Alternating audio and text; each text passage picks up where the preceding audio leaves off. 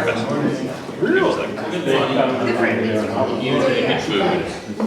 of you knows me. My name is Father George. I'm the parish priest of St. Constantine Romanian Orthodox Church, part of the Orthodox Church of America.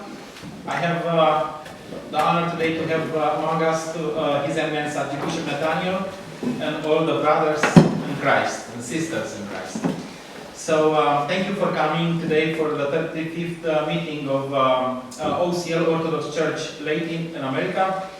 And also in this meeting we are going to have a presentation done by Florian Ion and some other people regarding the AIOPA. Most of you do not know what this acronym AIOPA means. We're going to find out today together.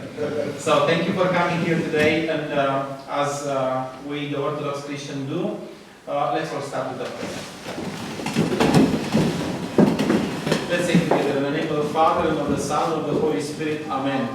Our Father, who art in heaven, hallowed be thy name. Thy kingdom come, thy will be done, on earth as it is in heaven.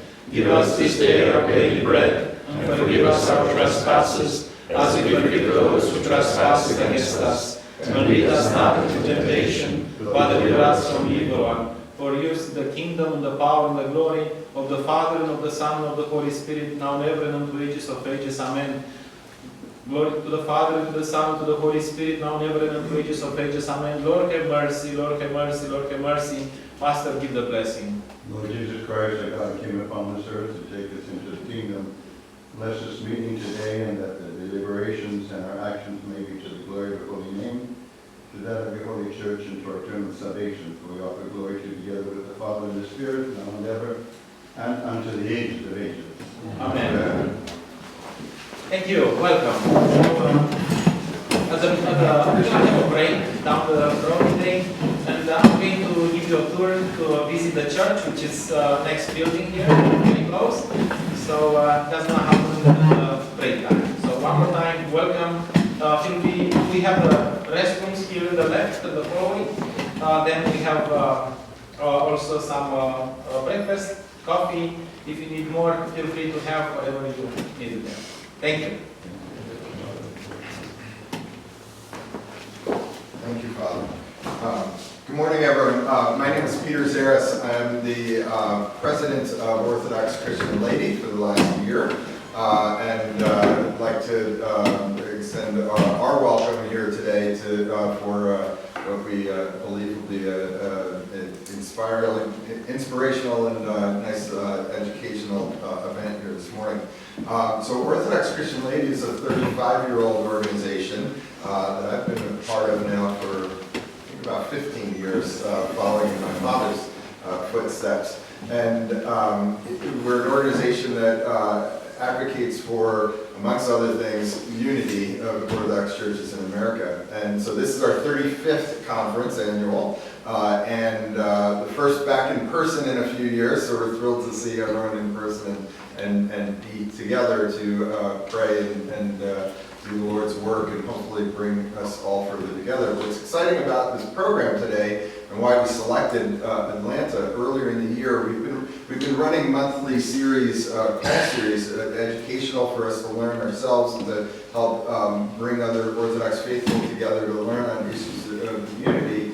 And we were introduced to the work of AIOPA.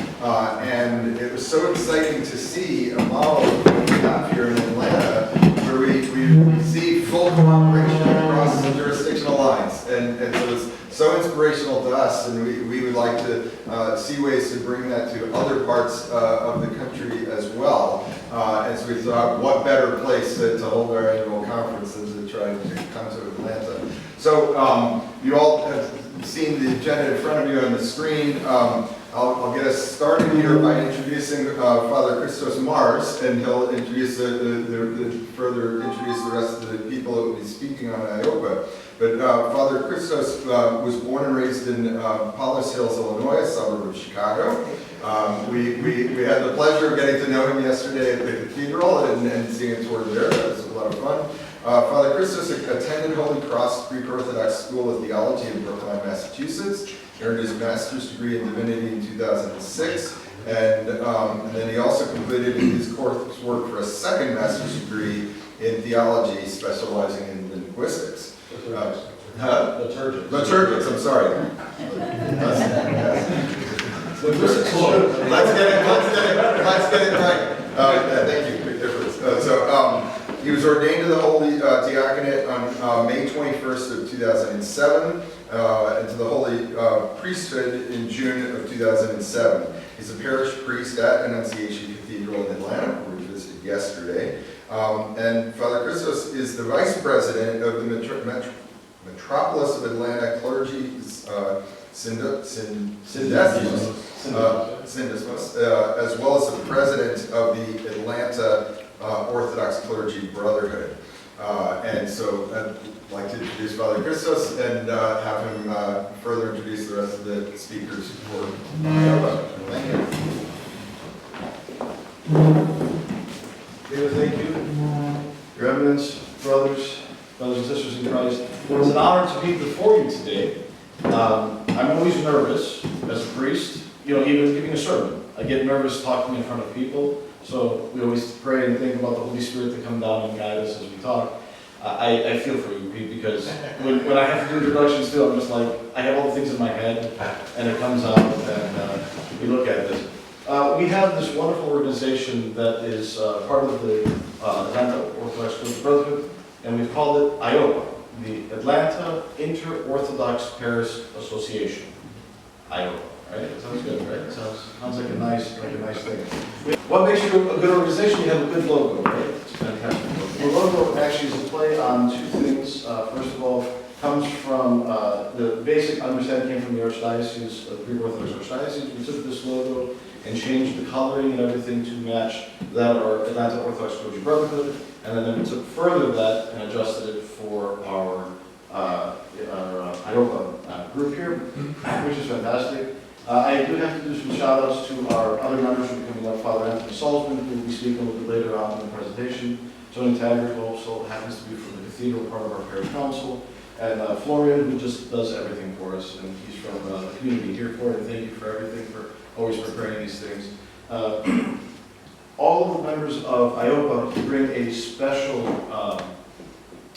talent to the organization. Each one wants to participate in the church. And for us here, in Atlanta, in the metropolitan area of Atlanta, we have a lot of opportunity for us to get together. We have an opportunity for us to worship together, to pray together, and my favorite one is to play together, right? To be able to come together and to do things. So during our presentation today, we're going to see some of the history, we're going to see some of the things that we have been able to do and accomplish in our short time together.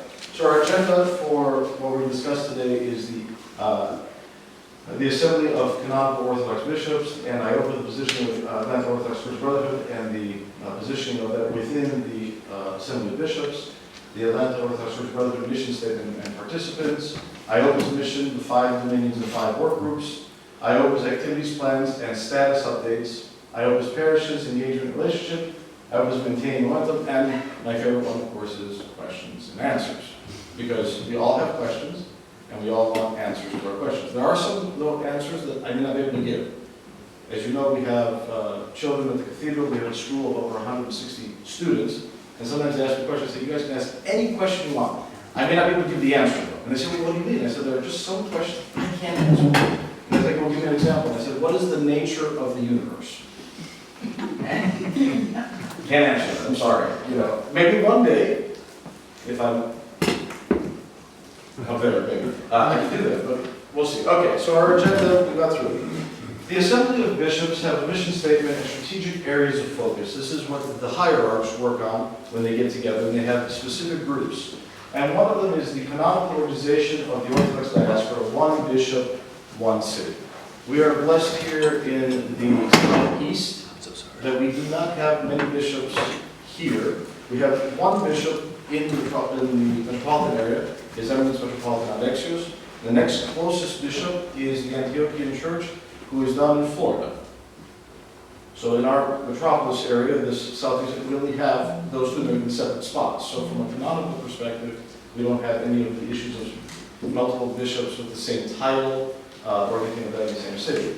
So the mission is there to preserve and contribute to the unity of the Orthodox Church in the United States of America by furthering her spiritual, theological, ecclesiastical, economical, educational, missionary, and philanthropic aims. So this is the strategic area of focus for the seminary bishops. And you can see that there are 16 committees, 16 strategic goals, and the inter-Orthodox parish associations fall under the section called Orthodox Christian Unity and Outreach, and under two subsections, one clergy matters and one canonical regional planning. The reason that falls under those two is because the canonical regional planning is the first part of where we fall in, but clergy matters also happens because if the clergy are not talking with each other and able to discuss, it's hard to understand. So we fall into those two areas. And your evidence, if I make a mistake, please correct me. Please correct me. You're there, I'm not. I only read what happens. So the Assembly of Bishops Committee on Regional, Canonical Regional Planning work with pan-Orthodox clergy brotherhoods, therefore referred to after as clergy brotherhoods, and inter-Orthodox parish associations, known as associations, consisting of clergy and lay representatives from all Orthodox parishes, to effectively facilitate and maintain pan-Orthodox parish-to-parish communications, activities, and cooperation, the One Church Initiative, in a pilot metro area. So we were tasked, there were two pilot areas in the United States, and we'll get into some of the history of that with Father Anthony. There were two pilot areas in the United States. One was Atlanta, the other one was Akron, Ohio. It was later found that why we were chosen, as far as I know, and I can correct me, one was that here in Atlanta we had a strong clergy brotherhood, meaning a brotherhood that the clergy got together, and in Akron it was that they had a good laity getting together. So the idea was to see how that forms when you have a good, strong brotherhood, but not a good, strong laity to begin with, good, strong laity, but not a strong brotherhood, to see how it forms. So that's why we were chosen along the way. As a side note, for us here in Atlanta, the brotherhood formed in the year 2000. And that year it happened that there were many priests that came in via transfer, via changing of head priests at parishes, what it may be, from different jurisdictions. His Eminence Metropolitan Lectures thought it would be a good idea. He says, why don't you get together once a month, eat, discuss, don't have to spend a lot of time, a couple hours with each other once a month, to start forming. And that brotherhood began, and from there on, in the year 2022, thank God it's going strong. We continue to meet monthly, even during the pandemic. We met monthly, Zoom, but we were able to continue the dialogue. And because of that dialogue, I have no question, I could call a brother priest in Athens, Georgia, which is an hour away. I can call a priest from another jurisdiction. We talk, we check up on each other, we see how everyone is doing, to maintain our relationships with one another. And that was the beginning of the foundation for AIOPA. We continue also to work with the Committee for Clergy Matters to identify entry points for studying and strengthening clergy brotherhood. So it's always important to know that what we can do can always be better. We're not perfect. None of us is perfect, right? We continue to work every day along the way. And my favorite thing is I did okay yesterday, I'm doing better today, and hopefully tomorrow I'll do even more, right? If I can make it. All right, and then the other thing is to expand the One Church Initiative to help establish effective clergy brotherhoods and associations in several other metro areas to be determined. So part of the pilot program is for us to come up with ways in which things can continue naturally in other areas of the country. Now, what works for us here may not necessarily work in another region of the United States, but a foundation can be set, and we are actually creating, we have to have some information about those things so that can be given off as like a toolbox, a toolkit to help begin in different areas. Again, there's a lot of things that it's important to remember. The United States is large, and each area of the United States has its own geographic issues, problems, quirks, things of that nature. I came from the Midwest. I came down to Atlanta because my wife is from here. Then I had to learn a whole new dialect of how to speak. When I first came, someone said, bless your heart, and I was like, oh, thank God, you're so kind, you're invoking God's name. And then I realized maybe it was a backhanded compliment because bless your heart can also be, a little way saying, oh, you're trying, they're there, good job for you. So you have to learn like dialect, how to say shoes. I say gym shoes. There are tennis shoes here, and if you're from Northeast, it's sneakers, right? Chicago, Midwest, we say pop. Here we say Coke, and then in the Northeast they say soda. So when you say Coke down here, because we're the land of Coke, then you say what kind? You can say Sprite, or you can say Diet, or whatever. So these are things that you have to learn in the areas. But I bring that up because these are, when you look at the toolkits and the things that are trying to be created, when you create in other areas, you have to kind of keep it basic so that each flavor can come in. And I'm not talking about sodas. All right. So the Atlanta Orthodox Clergy Brotherhood mission statement and participants, who's participating in the Brotherhood. The Atlanta Orthodox Clergy Brotherhood is under the care of the Assembly of Canonical Bishops of the United States of America. Its mission is to bring people the knowledge of the Orthodox Church and to assist those throughout the city of Atlanta who are in need. So we have that kind of mission statement, and these are the participants of the Brotherhood. We have the Cathedral in Atlanta, St. Christopher Hellenic Orthodox Church, Holy Cross Greek Orthodox Church. That one is in Macon, Georgia, which is 1.5 hours away from Atlanta. St. Philothea, that's an hour away in Athens, Georgia. St. Raphael, Nicholas, and Irene, that's in Cumming, Georgia, about 45 minutes away. St. Elizabeth Orthodox Church, they are 1 hour 45 minutes away, I believe, from there. St. Mary of Egypt Orthodox Church, they're closer to us. St. Mary Romanian Orthodox Church, about 30 minutes away. St. Stephen and Paul Serbian Orthodox Church, about 25 minutes away. St. Elias and Vivian Church, 20 minutes. St. James Antiochian Orthodox Church, 45 minutes, closer to you, Father Anthony. St. Stephen Antiochian Orthodox Church, that one is north, about an hour away. Church of the Advent, Western Rite Orthodox Church, that one is about 40 minutes away. St. Basil Orthodox Mission Church, also in Marietta, about 45 minutes away. St. Vincent Hill Church, 20 minutes. St. Innocent Orthodox Church, I don't remember that one is at right now. St. John the Wonder Worker, downtown Atlanta, about 30 minutes away. And St. Mary Egypt Orthodox Church, about 30 minutes away. So these are the participants. These are the churches. This covers all of the Orthodox churches in about a 2-hour drive in the state of Georgia, not counting Savannah. Savannah, Georgia is too far a drive. So we go to Macon, which is about halfway through the state, all the way to the border of Georgia, and then on each side. So Georgia's bordered by 5 states. I learned that because my son had a test. I got it wrong. He got it right. So that's the important part, that he gets it right. It doesn't matter if I get it wrong. So that's a lot. That's a lot. And we get together monthly. Now you're going to say, does every priest from every church come? Sometimes they can't. There's a funeral, there's something going on in the parish, maybe they have a hierarchical visit, maybe there's an emergency that happens. But on average, we have 15 to 20 brothers every month. 15 to 20 brothers every month. And then there's a core group that we always know is going to be there. I mean, we're always here, right? Father George is the secretary. He's the secretary of the Brotherhood, so he doesn't have a choice. He has to come and, Anyway, I'm the president. Father Anthony always has something to talk to us about for the youth and college students. And so we come, and what do we do together there? We get together, and we don't just have a meeting like, oh, we're going to, we get together and talk about something. Each of the brothers gives, they're asked nicely before I volunteer telling them to do something. They give a discussion, a small thing for us, maybe a 20-minute presentation for us to talk about something. Sometimes we bring in outside speakers. This whole year so far has been outside speakers.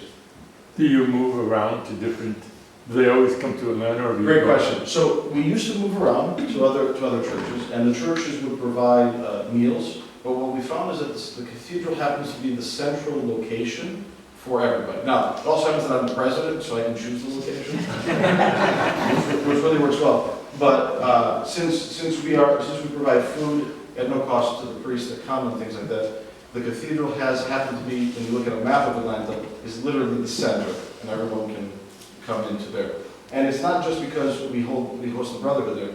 It's also talks about the sizes of parishes when we do pan-Orthodox events, that it happens that the larger parishes can handle those things. We play around depending on the appetite of the people, depends on the appetite of the priests as well. We do things in other parishes sometimes during Great Lent. As an example, one year we did, or a few years rather in a row, we did every Sunday evening, the Contrition Vespers, we went to smaller parishes outside of Atlanta, minus Sunday Orthodoxy. and we're going to different parishes. And we did that for several years, and it started off as a really beautiful opportunity to visit other parishes and to see things, and by the time the third year came around that we were doing it in a row, there was almost nobody at the services. So we said, we'll take a break and see if we can start that up again. COVID happened, so we had to stop. And we haven't discussed actually reinstating any of that yet, because we're moving slowly to see what is happening. We're trying to focus on AIOPA to get that organization going. So this is something, again, to put on the slate to discuss. So, exciting, huh? Okay. I have one more slide, right? I'm done? One more? No, it's. Yes, I'm done. That was it. All right. So I finished my portion of it. I'm going to introduce now Father Anthony Sullivan. He is the head priest, the Proistamos, at St. Philothea Greek Orthodox Church in Athens, Georgia. They chose the name St. Philothea because the name comes from the patron saint of Athens, Greece. And His Eminence Metropolitan Alexius says that anytime a new parish is established in the metropolis, it must have a saint or an event that we don't already have in the metropolis. So you can't choose your church with the Annunciation because we already have an Annunciation, or many of them. Holy Trinity, St. George, etc., etc. So he asks for different saints to honor those saints. And since it's called Athens, Georgia, the community decided that they should be named after the patron saint of Athens, Greece. They had actually a discussion, right? You have a synonoia, right? You get together with them. Father Anthony has been their priest there since the foundation of the church, right? Almost? First full-time. Right. So you helped with their building, you helped with many things. So Father Anthony's been there like really long, he knows about it, and his other area of expertise is iconography. So when we ask a question about icons, don't ask me. I look at Father Anthony, I call him all the time. I say, Father Anthony, what does this mean? But I'll get back to you. He calls me back and says, this is what this means. So Father Anthony is going to speak to us now about some more slides. Father Anthony, thank you for taking over. It's less worrisome up here, I promise. Okay.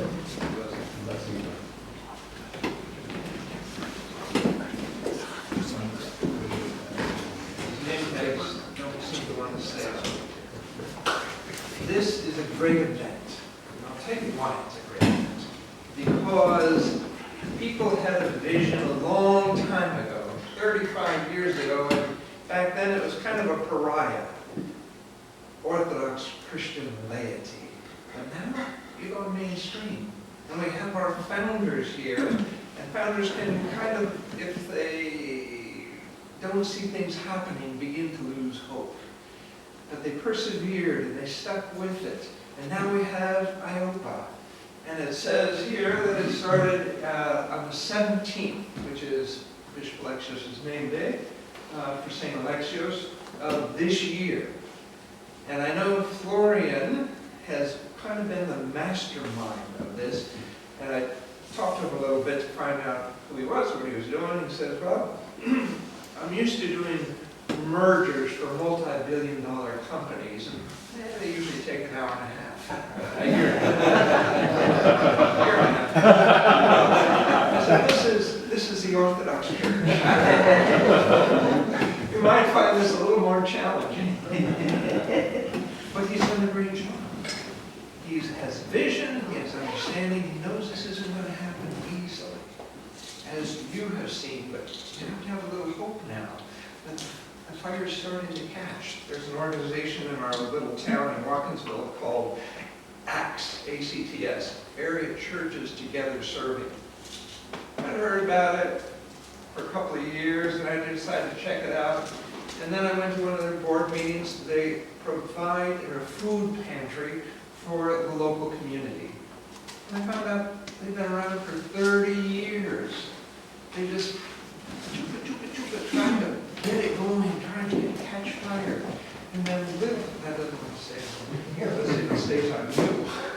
I'm not a father. Well, so they kept at it, and then as it began to spread, people began to realize this is a great thing. And within 3 or 4 years, it just exploded. Now they have more churches participating, they have more food than they know what to do with. But how did that happen? They persevered, they hung in there. So the whole thing of Orthodox Christian unity is creating relationships, getting to know one another. And that's why, well, we could be discouraged, oh, we have 25 people here today. Well, it's a matter of marketing, because when people experience it, they see it, they go, oh, and that's when the energy comes. So don't get discouraged. This is in God's time, in God's way. 35 years in Orthodox numbers is lightning speed. It's slow and fast. The fast is 400 years. You're not bad in writing, brother. We can't be discouraged. So this is what I heard. Okay, someone called me and said, or I got an email. Okay, this is what you have to do. You have to find one parish council member and one lay non-parish council member. Give us their names. And so I thought, okay, this is to resurrect our July Pentecost picnic and the cross diving. I said, okay, here's the people. And then I put it out of my mind. I said, these guys will take care of it. And then emails kept coming. I began to read them, and I said, oh, this is about Orthodox unity. Oh, okay. So our mission from the Assembly of Bishops, make Orthodox Church presence more visible and speak with one strong voice. Well, we started in March, and this is lightning fast. People are beginning to see and understand, and it's really a matter of education. And I'm really hoping Florian doesn't get discouraged, because you have to have a long view on this, because when people understand, they go, ah, and then you begin to get the draw in the people that are really committed to it. So what we're doing is we're trying to build community, get to know one another. And he wisely says, well, every parish has so much to do anyway, so let's not overburden them. But let's take advantage of that which we offer, okay, and get us together. So to address common interests, needs, and concerns of church members, so we hear what's going on. And it really did start with the clergy brotherhood. Father Bishop Sebastian now started this a long time ago. I was in 1999. Yeah, he was voluntold to be the president the first year, because they had to get together. And then after that, that's where it began. We have all that information on our website. And I'm involved in OCL, Orthodox Christian Fellowship on campus, and I know if you don't get their attention, these incoming freshmen, if you don't get them in the first 2 weeks, you'll be chasing them for 4 years. Well, what happened was, these things have become a lot of fun. It's a little break. They feed us. We get to see our friends. We come away edified. It's not a burden. It's a joy. So that's the secret. That's the key. So we're trying to build these strong associations of local Orthodox communities, and that's all parishes, all jurisdictions to get together. So little by little, we just had the Serbians join. It took a while, but you keep at it, keep at it, keep at it. And to share talents and coordination. So if your ambitions are too high, you're not going to get the people. But if you're not doing anything, well, that's not going to work either. So you need that balance, as we were talking earlier, that harmony, as Peter said. All right, so we want to encourage communication, interaction among parishes, minimize jurisdictional barriers among the parishes. And why is that important? In real life experience, someone comes to me and they want to do something, and I say, oh no, our bishop can't do that. He said, we have to, this is how we operate. So they didn't like that answer, so they go next door. And that's not a problem for them, so they'll do it. So they're playing the parents off against each other. That's why this is so important. We really need to be of one mind and be on the same page. So, and develop a strong sense of one local Orthodox Christian family. And that's the only way that this is going to come about. The Assembly of Bishops can't force it. It has to happen naturally. And how does it happen naturally? We get together. We get to know each other. And so as that happens, it's like catechumens. They come to me and they say they want to become Orthodox. I say, I don't make you Orthodox. I recognize when you become Orthodox in your way of thinking and your understanding of personhood and fasting and prayer. So the same way here, it's not going to just happen magically. It takes wisdom to not overburden, but to give time and persistent presence so people begin naturally to come together and establish those relationships. So eventually what we have with the clergy brotherhood is we know each other, we love each other, and then it'll happen. So we have 5 domains, 3 under doing, 1 under developing, and 1 under communication. So the doing part, religious, social, and charity. And what we've done, and this is the brilliance, and this comes under communication, is when we hear what other people are doing, we put it out on the website. We tell people. So, and then once the event happens, we send in pictures. So of the event, for instance, we had the Liturgical Arts Academy up at the Alchemia Center for chant and for iconography. And so people come together from all jurisdictions all across the United States to learn Byzantine chant, and I teach iconography. And then we publish those things so that people, it's a matter of information, they see what's going on. If we're having a charitable event, if we get together for, like Christmas is coming up, we always do a Pan-Orthodox Christmas. We do Pan-Orthodox service with a speaker. Those things are established. So it's a way of communicating and getting the word out. So we have the religious, we have social events when we get together, and for charity. And right now you'll hear about a charity event that's going on. So that's the doing part of it. The developing activities that allow us to learn and grow together as a team, deeper and faster, than each one of us can do in our own parishes. And those connections happen naturally. And then we begin to see this, first of all, acquaintance, getting to know each other, and then participate. Like today is the Greek festival up in Cumming. So we've spread that word, we put announcements in our bulletin, and we begin to hear, our parish begins to hear what's going on in the Orthodox world, in our area. And then communicating activities intended to spread the word about the work we're doing and the results we're having as well, and stay connected with the relevant stakeholders. And that is where the branding comes in, and people begin to understand and are enlightened about what we're going to do. And then you'll see those that are interested will gravitate naturally. Initially, I assigned 2 people.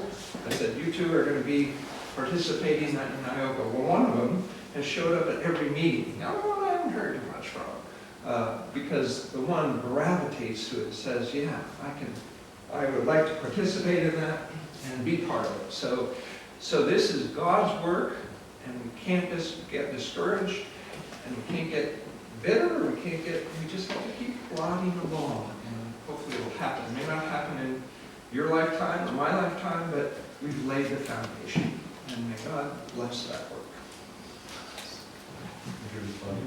And next, we have Tony. Tell us what she's up to. Still some thunder. Sorry. Very well. Tony is a member of the Constitution Cathedral. She's on the parish council. So she represents some ladies, like you said, from the parish council side. As Father had mentioned, that each parish was asked to get a member of their respective councils and a member of the laity at large. And one of the thought processes to this is that sometimes the laity doesn't tell the administrative portion what's going on. Sometimes the priest doesn't tell the administrative portion. But we have a representative of the administrative portion so they can give reports at their council meetings about what has happened. So Tony will be speaking to us from that respect. Thank you. Good morning, everyone. Thank you for that. Good morning. I appreciate you giving me the opportunity to be here. Being the lady of the group.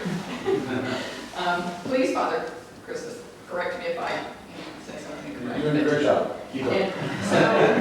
So I want to talk a little bit about the 5 groups that are up here. And as you can see, there's names of each individual who belongs to that group. I do belong to a social group because I chose to be, because I am out there. I'm more of a social person. I enjoy meeting people and getting people together and trying to unite everyone together, and in that sense of together. So we, as Father Anthony has said, the first 3 groups are kind of the areas that we focus on, and then you have this, well, in this case, no, let me turn that down one because it's right there. There we go. So the first 3 groups are the areas that we focus on, and then you have the social group, which is the group that I'm in that kind of tries to bring those 3 together so that we can present them out there for everyone to see. So how do we get more people involved? We get more people involved by explaining to them what we do. And that's where our communications group comes in, so they spread the word. So the social group kind of grabs everybody, grabs all the events and the people together, and we look at how do we get that information out there, and the communications group literally puts it out there. So how do they put it out there? They put it out there in websites, in the chronicles, in the parishes who spread the word around to everyone. Because the idea is for the unity, for us to become unified together as not necessarily one church, but one community. So think about this. How wonderful would it be when you're looking at some of these events out here, and I did give each one of you a copy of this because I want you to take it with you. I want you to spread that word around to your parishes and your communities, let's put it that way, into your communities, and get more people involved. How can we get more people involved? Because the more people we have involved in AIOPA, the more we're going to be able to unify and a lot quicker. I realize it's going to be 35, 40 years, however long it's going to take us, but we're going to be persistent, we're going to keep going. But think about, when you look at some of these events that are out here, let's start down there on the religious side. When you look at how wonderful would it be if we all came together in one big Christmas concert. I realize that each parish may or may not have their own Christmas concert, and that's fantastic. And we would like to know about that. We'd like to come and see yours. We'd like for you to come and see ours. Well, wouldn't it be great if we all got together and had one big Christmas concert together? I think that would be an amazing thing for us to do. We look at different charity events. We've had some charity events that are local. We've had some charity events, as you can see, where the first one was in Mexico. But we get people together from the different parishes, and we go and we help out the communities lots of times, many times right here in our own communities, but sometimes it's outside of our communities as well. I like this one. This one's turned out to be a big thing. How wonderful is it that all the parishes can get together, sit around at a round table, and swap ideas and areas that we can all grow together as one. But it's great when you're in your parish and you're working on your own parish and you're helping your own parish grow. We want that to happen. But there's so many ideas that can be shared amongst all of us. So once we all get together, so that's actually been a really good one. And Father Chris, you may or may not want to talk about that one a little bit later on. I personally was not involved in that, but I've heard some great things that came out of that. Or just being part of the community. How about just gathering and sharing community with people that you don't know, meeting new people. I didn't know Florian, right? I didn't know Florian. I did know Father Anthony, of course I knew Father Christos, and I knew some of the others, but it's amazing how many people that I've met just by being a part of this group. AIOPA's been great for that, and I didn't know about all these events, but they've been great. I personally have been to many of them. Was it last week? 2 weeks ago, went to the Serbian Festival. It was fantastic. You know what I liked about it was because I went for the food. I'm not gonna lie, I went for the food. I did get to visit church, got to be a priest. But I got to see that the food was very similar to the Greek food, which I'm used to because that's the church that I attend. But it was different, and it was fun. It was the same thing when I went to, last year I came to the festival here. Same thing, I enjoyed the food that was here, because I'm just a foodie, that's who I am. I enjoyed that.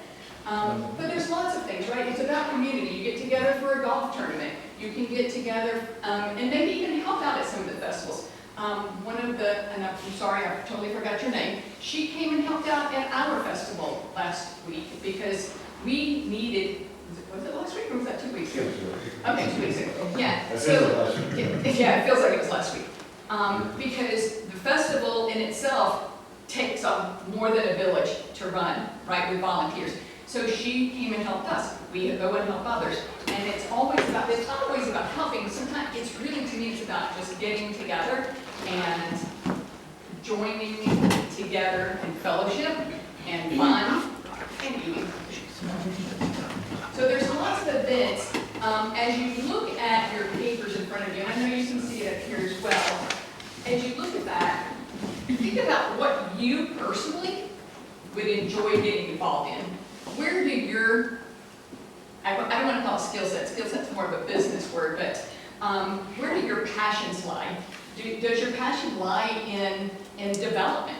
Maybe you have really had some great ideas that you've never shared with anybody that said, you know, I think we could really do this. Maybe development's where you would want to be. Maybe communication is where you want to be. Florida Youth has done a fantastic job at helping us with the communications piece of it and getting the word out there. But the website, these meetings, what else are we doing? The chronicles, all that kind of stuff, all that stuff is wonderful and it's a great start for us. But what's really, really needed are all of us together, right? One word of mouth, this word of mouth. We've got to get the word out there. We've got to spread the word to more and more people, because I think the more people who we talk to, the more people that we express this to and get them involved. Send them. I personally send everybody to the website because then they get to go on here and see exactly what we're doing. They get to understand a little bit better about what AIOPA is doing, and they also get to see what we've accomplished so far, what's coming up. It gives them an idea. I had somebody not long ago go, wow, I didn't realize there were so many festivals in the Atlanta area this year. They're everywhere. It's not festivals. It's not just festivals. It's everything.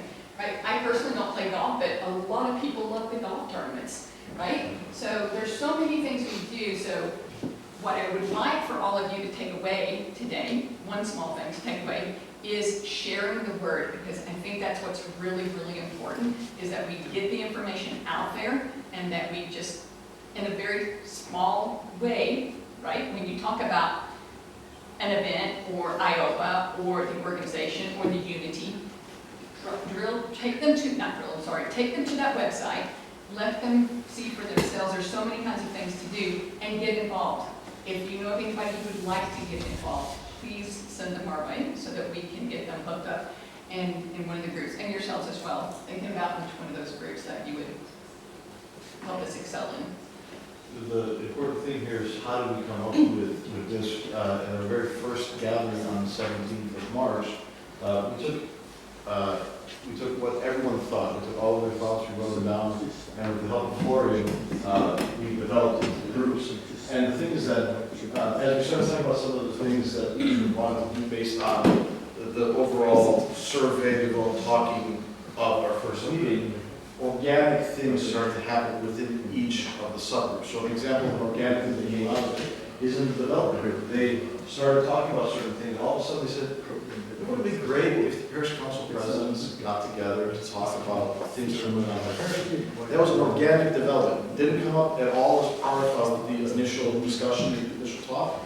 And they developed it, they came up with it, they had a meeting, and they discussed it, and really had an enjoyable time about it. And as such, they themselves have said, okay, we're going to get together quarterly, 4 times a year, to discuss what's happening in our parishes, where we're at, what's happening. And they found, just by this little organic development of it, they found they had a lot of commonalities of the same issues in parishes. They found solutions in some cases, because already a president has dealt with them and said, this is how we do it. I never thought about it from that perspective. Let me see and go back and develop it. So organic things are happening. It's not just top down, this is bottom up on a lot of things that are happening, which is a really wonderful and beautiful thing.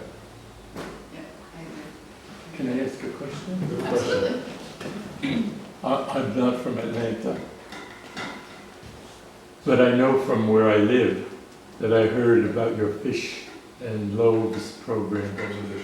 And it's not on your thing here. I would think that would be something that's, it's known that you all have one of the best feeding programs for the poor, homeless people. And I don't know, is it inter-Orthodox or is it just one parish? Yes, we have a beautiful parish, St. John the Wonder Worker. It's an OCL parish in the middle heart of downtown Atlanta. Yes. It's in an area that has a lot of homeless population, and it's closest to the zoo. In case you wanted to go visit the zoo, it's right there. Before all of this happened, the priest that was there at that parish, Father Jacob Myers of blessed memory, began the program. And what the parishes have done and have always done is that they contribute, sometimes financially, sometimes with food, sometimes whatever. And that was an organic thing that we had done even before the establishment of AIOPA. So it's hard for us to take that and put that as a development of something that we did, since it was something that was already in existence before AIOPA even came into light. So I think, I can't speak for every parish, but I know that at the cathedral, it's a line item in our budget as far as contributing, giving, anytime that they ask if anything, we want food drives, and like that. It's become such an important part of the Atlanta area that people volunteer, people give, people do things. And even with COVID, how they've changed things, how food had been distributed, things like that, people still participated and gave. So I don't know if it's 100% fair to say that AIOPA did anything with this, but we do support it. But it was something that was a natural development for it. We could probably add Florian maybe just as a absolutely. as like an asterisk or something Yes, to yes, it. But it's not something that we developed. It was something that we have all known about in the Atlanta area and have freely contributed to along the way. Some of these things were developed before you existed. Correct, yeah. That's- We'll add the fish and those, yeah. We'll add No, we're not saying we're Yeah, not, we'll add we it. want to have that asterisk that Yeah, it's not we'll add something that AIOPA developed along the way. I mean, you can't say that any of the religious services would be AIOPA's either, but the fact that we're getting together, you know, we never did a cross dive. This was the first time that we never did a cross dive that was the first time we ever did that. The candlelight service was an experiment actually in 2019 with the Christmas concerts, and we liked it so much we were going to continue it. Then COVID happened. Pentecost Picnic was something they started a long time ago, and then again fizzled out because there was not participation by the. I'm not criticizing. No, we'll add it. I just know that that's a famous program. Yeah, it is a famous program, but I can't say that AIOPA developed it or did anything with it in that sense. We support it as parishes throughout the Metro Atlanta area, but it wasn't something that our group came up with. I think on the same line, I think on the same line, you could also, through association and through NAS, there is, Sure. would solve this problem just for the communication purpose, so we know about it, or everybody else who doesn't know about it. But at the same time, I'm looking for the religious education, which I know you have a strong curriculum, and if that could be shared, would be amazing. Sure, of course. Instead of us just picking up. Yeah, so this is a living document, right? We're not committed to only 5 groups, and we're going to say, I'm sorry, we're not going to add anything else. Yeah. This is just what happened since March, right? Since March of this year. So if you take March to November, what was that? 7 months? 6 October. months? Yeah. So I mean, yeah. So in a year's time, you can come back and say we have 9 work groups. I don't know, 7 work groups, whatever it may be. So that's a good one Yeah, that we we'll can add to the list. Father, who initiated this? Assembly of Bishops. So the Assembly The Assembly. the Assembly of Bishops gave a document, a letter saying this. We were, I believe Atlanta was volunteered by His Eminence Metropolitan Director, since he knew the work that we were doing here. We received the information and we were told to begin the process of it. And from the time, the receiving of the letter and the process of the assembly took place towards the end of 2018. And with the start of it, COVID happened, everyone changed their whole process. So we came into it afterwards because of all the COVID issues, but within the time of receiving it, after following COVID, whatever, we got into the process and began our first meeting in March. And the goal was to at least have something that we had started with before the Assembly of Bishops meeting that was happening earlier in the year. And it was phenomenal. The Holy Spirit was there. It helped us to begin this process, and hopefully we'll continue along the way with all the wonderful work by all clergy and laity together. We actually Please. organically went right into our next section, which was the Q&A. Yeah, it was good. It was good. So I was going to say, if you would like to take the Oh, no, stage. anyone can answer. Anyone can answer. There's more Q&A, I guess. Any other thoughts, questions? There's one more slide. Is there? There's one more slide? Yep. Did I miss one? Sorry. Yes, There this is. is the most important. I am so sorry.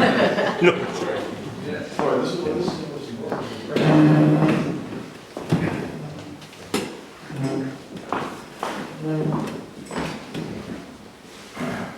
So around you've seen the history, you've seen the genesis of AIOPA, you've seen the plans, Tony presented the activities that are happening, but there's this question like, how do you measure this stuff? How do you know this stuff is happening? Right? You have an event somewhere and there are people coming to that event.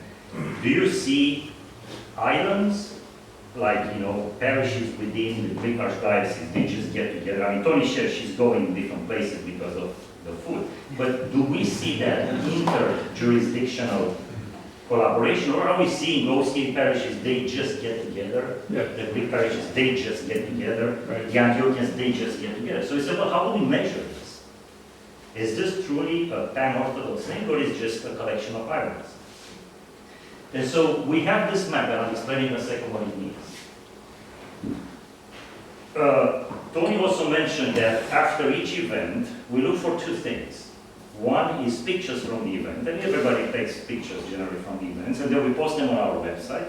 But the second thing that we look at which parishes were represented on that event. So we asked, for example, when Father Anthony had the liturgical academy, we said, Father Anthony, you have a number of people, can you just share with us what parishes they came from? We track this data. Okay, so we look at it. So we know at this event there were people from 6 parishes, 3 jurisdictions. At this one, 7 parishes, 2 jurisdictions. We track all the data, and we are presented here. So I'll demystify this chart in a second. Do you have them registered so they have? No, we're not getting to like names and stuff. We just ask whoever is preparing that particular event, whoever's in charge of these 5 orders, and they just track this data. So it's kind of an estimate based on. Well, it's not necessarily an estimate because they look and say, oh, I remember it was John from this parish, it was Jane from the other parish, and Jimmy from the other parish. That's what I remember. That's good enough for us. We don't have to go and do attendance because we don't have resources. But that we just look at the very high level, right? In some of these events like Liturgical Academy, which is an event that's like person by person, you can track that. But when you have like a festival with thousands of people, you can. But you can, because there's priests usually introduce to each other, say, hey, Father, what I'm doing here is my parish council president, so we try to do it. Every single dot in here is a geographical location of a parish in Atlanta. Father Christos spoke about the 19 parishes that we have in the Atlanta area, in 7 jurisdictions, and you have actually, in here you have the 8 jurisdictions by colors. The map is a little bit skewed because we have, for example, this is in Athens. If you were to properly represent it, would be somewhere here to do the distance. So we just brought it a bit closer. We have, as Father Christos said, that later, right? Read down. We kind of brought it so it fits in the page, right? So it's not purely scientific, but we don't want to, right? So that's it. But the rest of it, they are the same, right? They are the same, and this is the parish we are in. This is the archdiocese. So exactly the Annunciation Cathedral, so that's why kind of you see how geographical it is. Every time a parish participates in an event, the size of the dot gets bigger. Okay? So we are having some parishes that we have some isolated dots here. There, right? We have 1, 2, 3 dots here. Working to bring them into the events. I mean, this is a work in progress, right? So you gotta look at, you can look at this one with what's happened, but we are aware that we need to bring more and more people into AIOPA. It takes time, but we're working through it. Every time 2 parishes are present in one event, the line gets thicker. Because when they, like these 2 parishes, different colors, different jurisdictions, every time we have representatives from both of them in one event, this line gets thicker. So that's how we measure the participation of the parishes, and more importantly, what Father Anthony said, the relationship. So how long does this represent just since March? Since March. So we're tracking this in pretty much, I think we've tracked probably 90-something% of the events. We're tracking again, this is not intended to be a scientific measure, but it's a good representation of what's happening. So what are we looking for? Do we see lines between different colors? That's extremely important. Because that says this is inter-Orthodox association. Look at the colors, right? These 2 parishes, different jurisdictions, with Orthodox here and Antiochian. You see lines getting thicker. They participate in events together. They meet, they talk, right? So that's how we measure. That's how we measure. Because again, we were thinking about this question, right? Well, how do you know this is working? Right? Excuse me, Sure. Brian, the cathedral is the big one in the middle there. Yes. That's the big one up, the other GOA one up there. That's Marietta. That's which one? Marietta. Okay. Okay. So we do have, I I mean, we capitalize on the existing colors that are already in place, right? Because there are certain events that, you see more of the same jurisdiction participating, but again, we're looking for is this band of those, right? And that's how we track it, and we continue to track this, right? Now, there's a point in time, from time to time, we scale like back a little bit the dots because they become so big that they kind of. So we keep the scale, right? This is dynamic thing, but that's how we measure. So that's how we track it, right? So if someone says, well, this is really working well, this is what we have to offer. To see that, yeah, we believe this is working. Yes. So in the case of that beautiful concept that we're thinking we can do together, with all parishes that are going to contribute, get the credit to the dots. Correct. We won't grow together because we are. Absolutely. That's what we want. Yes. So we want to grow together. That's what it is. But again, I mean, we pay attention to this stuff, right? Because if there are isolated dots, we ask the question, well, why? What's going on, right? Now, the advantage here in AIOPA is that there is a limited number of parishes, a limited number of jurisdictions. So the way we approach this, it's much more person by person. That's how we approach it. Right? We're going to talk in a second here about general things that we are doing, but at the end of the day, it comes to how do we bring joy? How do we bring joy? It comes down to people. Like Father Anthony said, it's relationship. That's what we're looking for. Who do we know there? Who do we know there? Can we get and talk to them and bring here? But this is again what we have to offer here at this group. Now, Tony mentioned this is our website, so I won't feel offended this time if everybody goes on their web phones and check the website. But this is our website. So it's phone optimized. You can go on it, you can see the events, you can see the structure, right? It uses, like Father Christos said, it capitalizes on an existing website that is the Clergy Brotherhood website. But from there, we added AIOPA, we use the same framework, and so we're doing that, right? So with this one, what I'd like to invite everybody to talk about where do we go from here, right? How do we maintain momentum? Because, Tony. No, because it's for all of us. So there is this idea of how do you maintain momentum of such an organization, right? And the bigger question is this self-sustaining. Do you generate enough value within the organization to say, well, this is self-sustaining? Or, maybe end, you have to look at what are the sources of energy you can bring from the outside to keep the momentum. We have to think about this, right? So far, so good, right? Moving in this, but how do we maintain it? That's important. The other thing that we want to make sure before we kind of go through this is that there is the idea that AIOPA was formed part of the Assembly of Bishops. As you know, Assembly of Bishops will dissolve once the problem is going to be solved. So will AIOPA as an organization. But what we hope is going to stay relationships.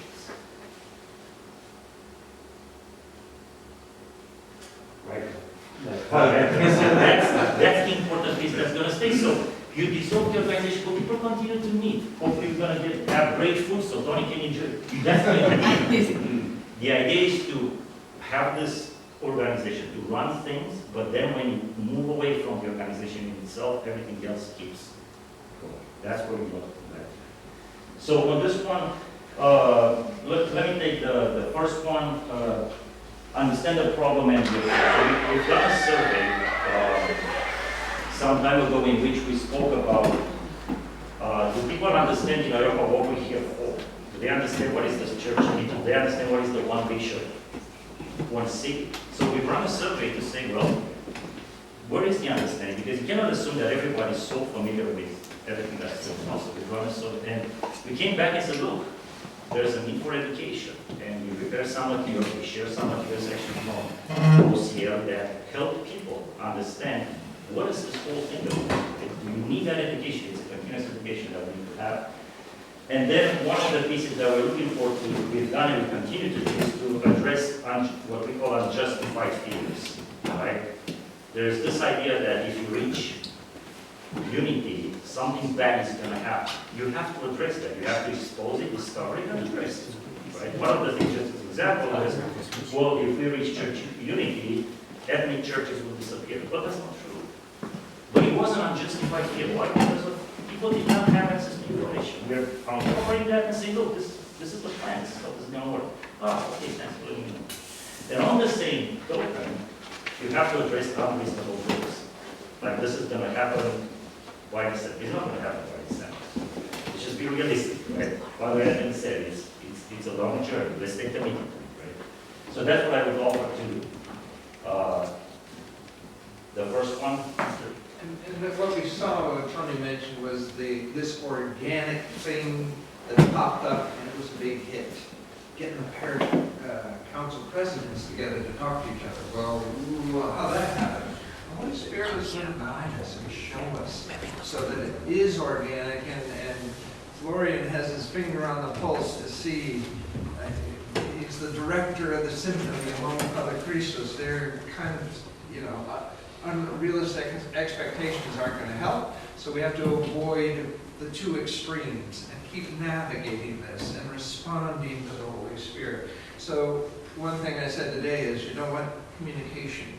I need a line item announcements of AIOPA in my bulletin, so people know what's going on. They're not overburdened, but we stay in front of them.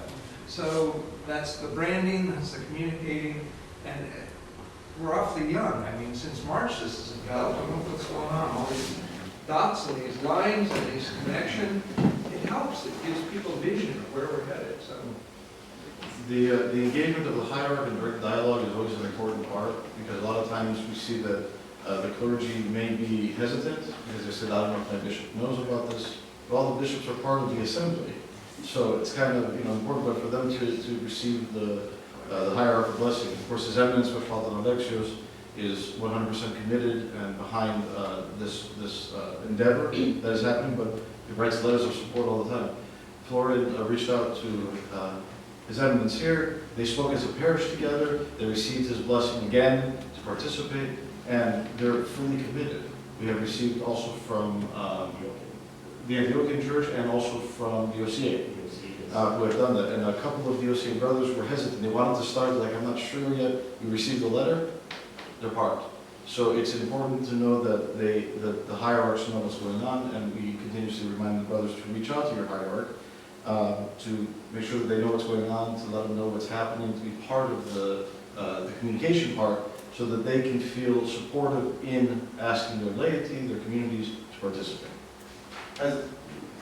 Father, has there been any evidence of any resistance, or it's all been? Great question. So there was one particular OCA priest in my or the parish, who was very upset, wrote a scathing email to myself saying, how dare you approach my people and talk to them, without my permission and things like that, which is kind of weird because I didn't get their names without him, right? He's been on the list, he's been on the communication, so it's not possible for me to have reached out to grab two random people, one from his parish council and one from his community, but he was not very happy with it. And then his bishop shared the letter. He has said that he will not participate, but did not indicate that the parish would not participate following that letter. which is the waters we have to navigate. You have to expect that, and that's just overcoming the resistance or the fear, the unfounded fears. Florian and I, just an aside, is that we got to talking with someone in Minnesota, and they said, oh, we have what do they call it? Mioka. Mioka. And so we have this already. We've been doing this for years, and we have heavy emphasis on education. So there's little pockets of this around. So we need to just kind of discover and blow on these embers until it bursts into a flame. I'm sorry, go ahead, what's the question? Do you believe this is part of the process of perhaps leading to autocephaly for the United States? I can't speak to that because I don't know what that process would be to go into that. Right now, we're working on this part, which is trying to make sure that we're all on the same page. It's kind of hard to be on your own if you're not together, right? So the first step is to be together, and that's what our task is, right? To kind of give that information. So, But is the Synod of Bishops in that kind of community? I don't know what they're talking about. We'll have a session after this one. Yeah, there's the other one on the reaching out that I want to just mention there is, again, Atlanta is a pilot area, so we want to do things here, absolutely, but it's also intended to be a model for the others. Like I said, you cannot just take 100%, but we want to share that. So we're reaching out to other organizations to understand, what's happening there. We have established contact with the Aiton, Ohio, but also with local organizations like OCL. We contacted also to say, hey, let's get a post from here. We're in contact with another organization, the Orthodox Christian Leadership Initiative for development. So we're reaching out to others to, we don't become just apologists, guys. You have to reach out to various organizations because you have to share the work you're doing, but also you have to learn from, like Father Anthony said, right? We've seen in AIOPA they are doing a great program in catechism for 12 weeks. It's like, wow, that's a great idea. Right? So you gotta stay, you cannot stay as you gotta reach out and take things. I don't know if we have so much agenda as what we're trying to accomplish as this is under the bishops, they said this is what we want to see. And so I think we have goals, but expectations and agendas, well, that we have to manage. This is what God has called us to, let's do this work well. But Florian kind of is a big picture guy and says, he kind of sees where as we say in the business world, the SWOT, the T part of it, where are the threats? Either for, making us a useless organization or trying to do too much. And so we need that balance. And since he's the tallest one in the group, he looks smaller on Zoom calls. On the too much front, are there, I'm not sensing any, but are there any limitations that have been imposed on you, like from the assembly of like, you can go this far, but don't go there? Sky's the limit. So anything that's organic and feels right and people are interested in doing, that's awesome. We keep of course, his eminence or his eminence involved. They're on all the emails. They know what's going on. All those things. We have people from the assembly, bishop's representation from the laity. Bill Marianis is an example. Nick Anton. These are all representations that are on there. They receive our communications. They see what's going on. Nothing is hidden. Nothing is kept from them. Our periodic reports that they ask Florida is always fantastic. Comparing those reports and saying to them, and the reports that they see are the same ones that we present. He's like this, we're going to forward that stuff over to them. So there's nothing ever not shared with them. So it's interesting. I don't know what happens in the meetings, Your Eminence. I'm not there. But hopefully they print some of these things out for you to see and to see what's going on. So that the other hierarchs can see the work that is being done here, since it is part of the strategic plan of the Assembly of Bishops. And as Tony mentioned, and Father Christos as well, we have the Chronicles is actually a monthly newsletter in which we publish everything that we've accomplished, what are the plans, and we send that out to them. It's available on our website for subscription. So it's all transparent, it's all out there. So, I guess we got a couple of minutes here for some other Q&As. I just want to share that I think it's amazing for such a young, you said you're a young organization, but a lot has happened for the past few months, and I think it's great. I was triggered by the accepting that we're working on unity when I thought that gives me in my mind that actually we're not united, and that didn't sit very well in my mind for a while. So I was thinking more of a maybe this is facilitating, preserving the unity that we must have. So in my mind, I'm arranging my thoughts. You're not, I mean, we don't think about it, I mean, that's the goal, right? But we've never thought about it as we're not united. I know.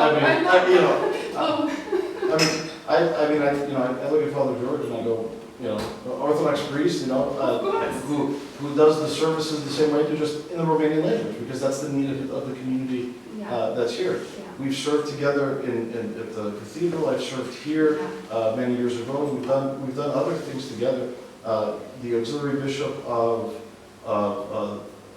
Episcopacy was at our cathedral. He stood up at my wedding when he was a layperson. Lived with me, for a year. I mean, it was for me. I don't think about other Orthodox jurisdictions as not together here at Atlanta, because we talk so much. We get together so much. We go to other places. We go together, but the mandate, the goal, right? So we're using that language because that's what we're.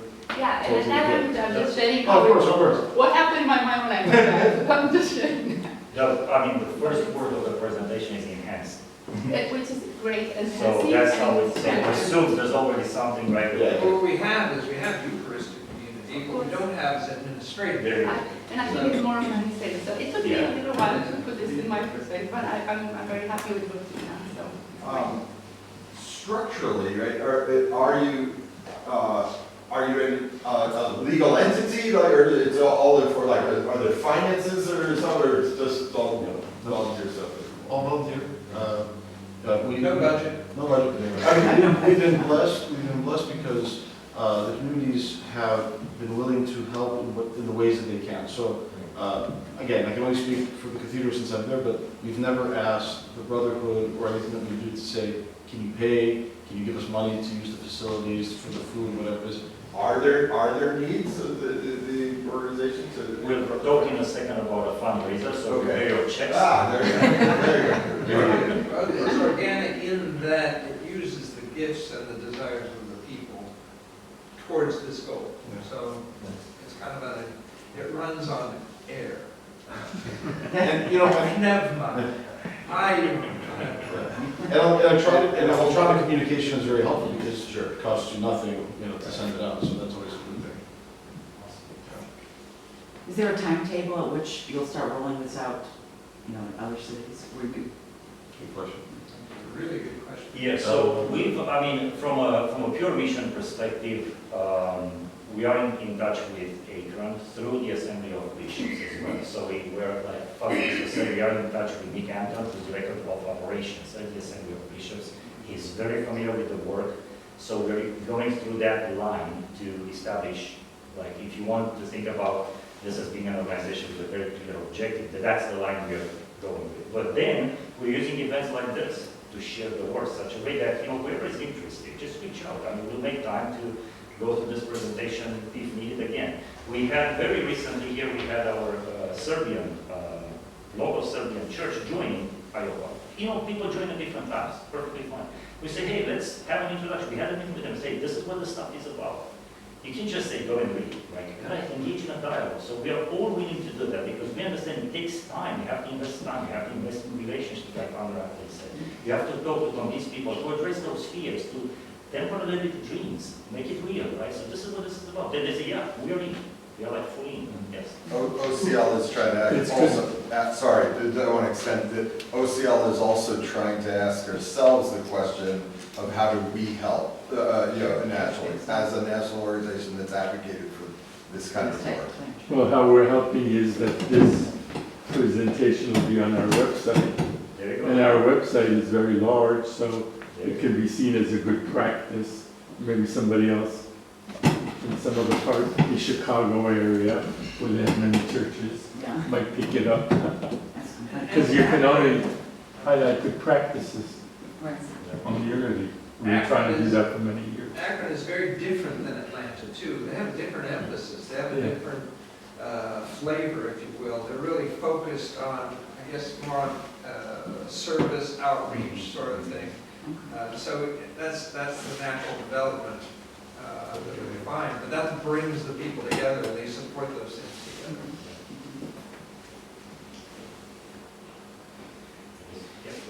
So what's the biggest barrier to the mission? Like what has been the most difficult, seeking Orthodox jurisdictional unity, clergy brotherhood, etc. What's the biggest hindrance, if you will, to enhancing that? So is your question specifically to AIOPA or in general? You guys, yeah, your organization, yes, AIOPA. So let me start that, and then I don't know if there is a big thing. I know there's like one big thing, you solve that, everything rolls. No, it's tiny little things. That's how it is, right? And you have to work in developing relationships. You have to work in maintaining relationships. You have to work on education. You have to work outside with the higher ones, right? I mean, there's work that has to be done in all these places. Is there something that prevents us? I don't think so, because we are where we are. Will things help? Yes, we identified some of them and we spoke about in maintaining momentum. So I don't think there's like one big thing that's stopping us. I don't think that's the case, but will there be things like if we make progress on some areas, will they keep maintaining momentum? Absolutely so. We're also patient with ourselves. I mean, it's a volunteer organization. We do the best. I mean, there's commitment and responsibility. It's not like, so it's serious, it's serious. But on the other hand, again, we have to look and take it one by one. And like I said, sometimes we need to talk to John and say, John, Well, I don't want to be there because of this, and no, this is the guy, oh, thanks for letting me know. Okay, if you want to jump, that's why I have to put it on that. And that's the point, is it's a matter of education. We're not big enough to fight them. In other words, you gotta, people are just finding out and getting to know and signing up, and so it's very organic, but that's probably the biggest obstacle is exposure and education. They may, branding, they may think you're something you're not, and then when they find out, and you go, oh, okay. I mean, you talk about like branding, right? One of the easy requests that we asked is to say, you know, and we sent it out to the whole group, was that, can you please just put a link to the website from your church website? A nice, easy gesture so that people can start. So when you start talking about it, they can see it, right? And most of them did that. And also we saw traffic, you know, skyrocket on the website. So small asks where we can to start getting the exposure. And then when people start talking about it, the other day in the community, I heard it from the group of seniors. They started talking, they said, oh, did you hear that the group, they couldn't say the name, but they started talking. I was like, okay, good, that means that the information is getting out. You know, it's taking some time, but it's getting there. Yes, I've noticed on the agenda, the AIOPA fundraiser for children's health care of advance. Is that a segue that you want to talk about? We can go into that now, yeah. So, one of the, like Father Anthony presented, right, one of the intent that we have is for AIOPA to do things that are larger and more impactful than a parish or a group of parishes can do. So we want to do that. We want to be, as like pan-Orthodox organization, we want to be more than the sum of individuals. We believe there's value in when we bring things together, we create a startup. We want to do that. Okay? So we're looking for some of the initiatives that are easy to be done by parishes. They don't require a lot of resource and effort for a parish to contribute, but we can get larger participation. And so one of the proposed activities is going to start here in the month of November, but it actually starts here today, is a fundraising for children's health care. That's an established 501c3. That's an established organization. They help the hospital here locally. And so we want to do that. And the amount doesn't matter. Okay? What's important is we all rally around the cause. And this is the first. We want to do like, and then grow from there. So that's why the amount doesn't matter. It's just, let's get that understanding, let's get the participation so everybody hears about this one, everybody's on board with this one and supports the particular cause. Thank you all for everything. It's wonderful. I won't be able to join you for the rest of the conference because today is just a light day at the cathedral, 2 baptisms and a wedding. So nothing overstated for us. But it was wonderful, and I thank you for the opportunity to be here, Your Eminence. Thank you for allowing me to speak and to be here with the organization, through Florian and the rest of the committee here. And it's just wonderful to be in your presence, and thank you all for your warm welcome, and for all of you to pray for your success. And whatever we can do as well, we're here for you along the way. So thank you very much.